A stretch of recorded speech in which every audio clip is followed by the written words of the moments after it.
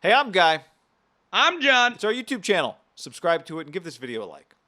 Podcast below in the description. Check that out as well. We're sponsored by Tito's Handmade Vodka.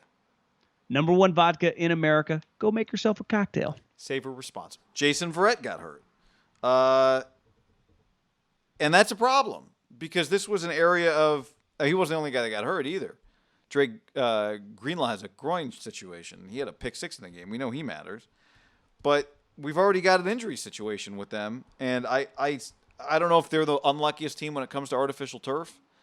We don't know what the situation yet is with Verrett. But this was, I mean, there were several spots they couldn't afford injuries. Kinlaw wasn't there. Didn't make the trip. Not good. So remember the first day. They're not coming home. They're not going to swoop by on their way to West Virginia. So unless he's meeting them out wherever they're staying, like that's a problem. You remember the like, first to me, day? Are they swinging back and picking them up for the Packers, or is he meeting them out there? Because if he does, he's out 2 weeks minimum. I actually think the Kinlaw is a bigger injury than Verrett. Not that Verrett is not a major injury because he is talented, but I don't know how you ever depended on a guy that was injured all the time. Like they did draft Kinlaw in the top 15, and he is a massive human being that I don't know would really help their run defense.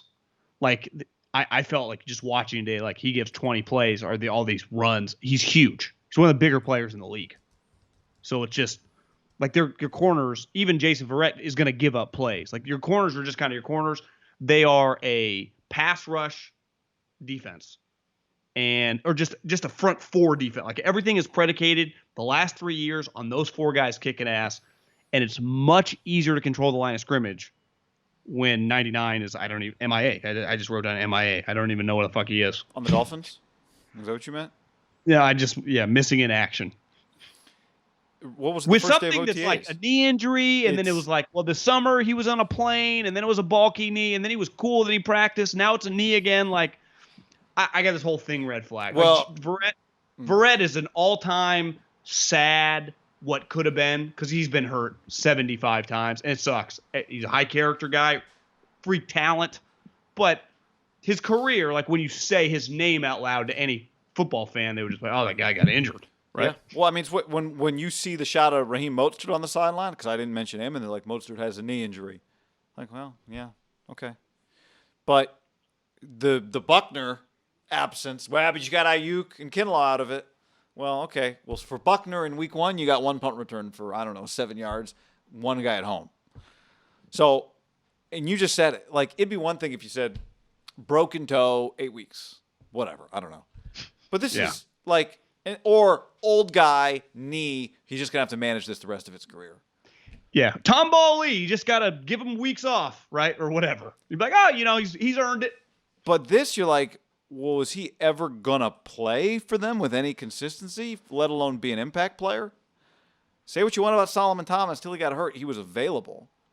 Is this guy going to be available? Are they even – because here's the other part of it, right? You and I went to practices, and without – just observing, there were a couple practices you and I on the sideline were watching going, he's like, I don't mind the guy starting fights, but it just felt a little, I don't know, at times maybe a little immature. I don't know what it was, but. He is 23 years old. I mean, he's not old. Look, and he's a big guy and body parts, knees, but it's just, I don't feel like, I feel like they don't have clarity on what the situation is, and that's the scary part. If they knew here was the injury, here's the recovery time, fine.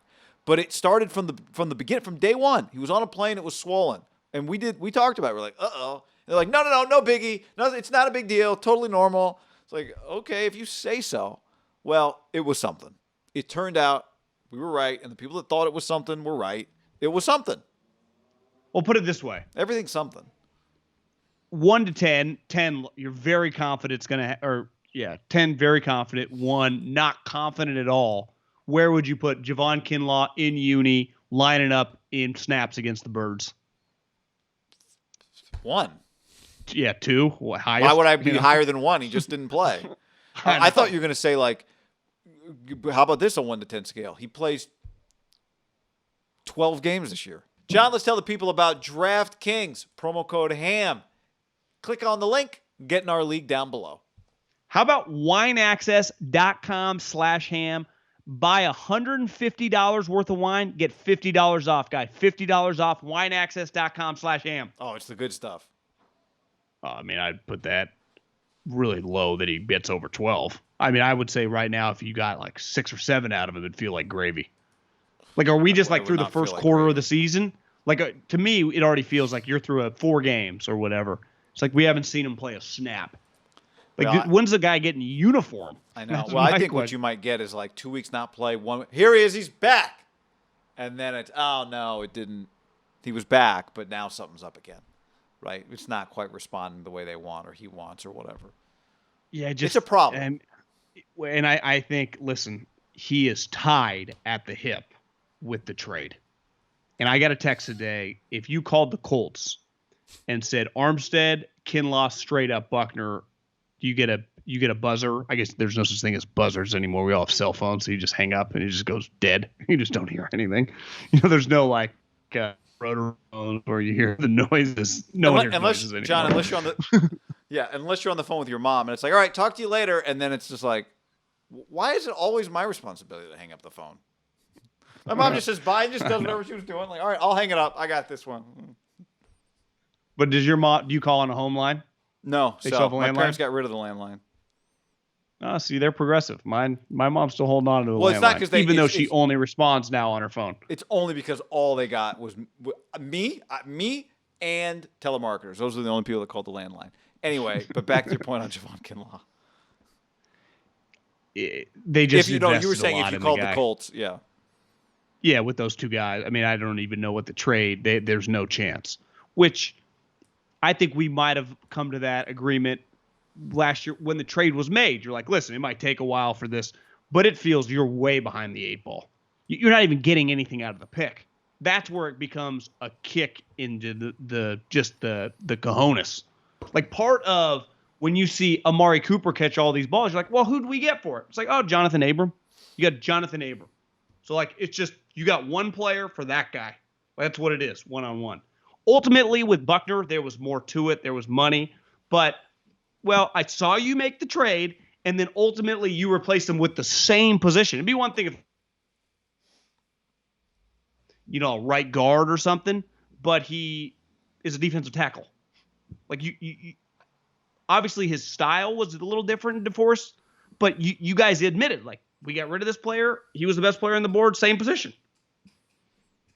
And DeForest's his best characteristic for a while was durability, and just he was always around. And even before he was like some 8-sack guy. Even if Buckner was not a part of this at all, it was a first-round pick for a team that has already been to the Super Bowl. Is getting players. You have players that are getting paid, so you're getting more expensive.